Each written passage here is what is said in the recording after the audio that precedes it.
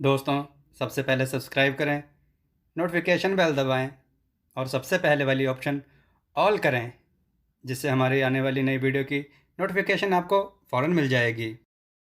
जय श्री राम भक्तों। दोस्तों, 80% से ज़्यादा लोग हमारी कथाओं का आनंद उठाते हैं, परंतु चैनल को सब्सक्राइब नहीं करते। कृपया करके चैनल को सब्सक्राइब करें और नोटिफिकेशन बेल दबाएं और ऑल करें, जिससे हमारी नई वीडियो आप तक पहुंचे। चलिए कथा की ओर चलते हैं। आज की कथा है एक संत और शिष्य द्वारा पैसे चुराना। आइए कथा श्रवण करें। एक समय की बात है, एक संत अपने शिष्य के साथ धर्म प्रचार के लिए गांव-गांव घूमते थे।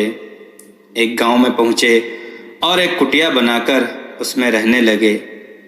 नगरवासी उनका बहुत सम्मान करते और उन्हें भोजन इत्यादि देने के साथ साथ दान दक्षिणा भी दे दिया करते थे। एक दिन अचानक संत अपने शिष्य से कहने लगे, बेटा, यहाँ बहुत दिन रह लिए, चलो अब कहीं और रहा जाए।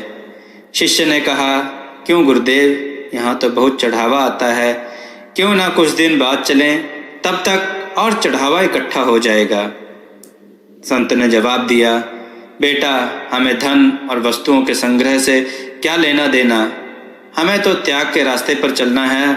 गुरु की आज्ञा सुनकर शिष्य ने सब कुछ जो था वो उसे कुटिया में छोड़ दिया, लेकिन फिर भी चलते हुए उसने गुरु से चोरी चोरी कुछ सिक्के अपनी झोली में डाल लिए।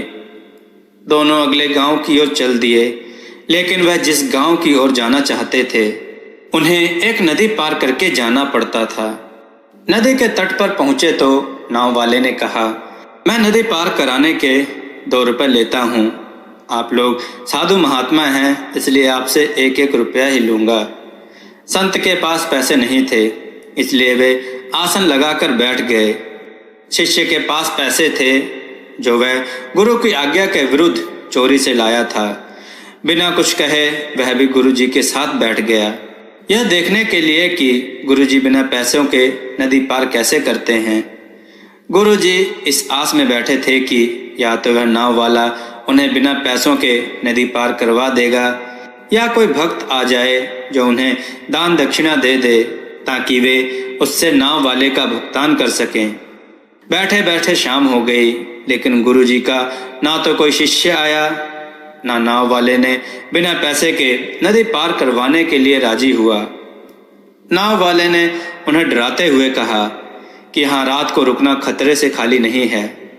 बेहतर यही होगा कि आप यहाँ से या तो नदी पार करके गंतव्य स्थान पर चले जाएं, या जहाँ से आए थे वहीं चले जाएं। खतरे के नाम से शिष्य घबरा गया और उसने झट से अपनी झोली से 2 सिक्के निकालकर नाव वाले को दे दिए। बदले में नाव वाले ने उन्हें नदी पार पहुंचा दिया। गुरुजी ने शिष्य से पूछा, तुमने गांव का चढ़ावा क्यों ले लिया? मैंने तुम्हें सब कुछ छोड़ देने के लिए कहा था।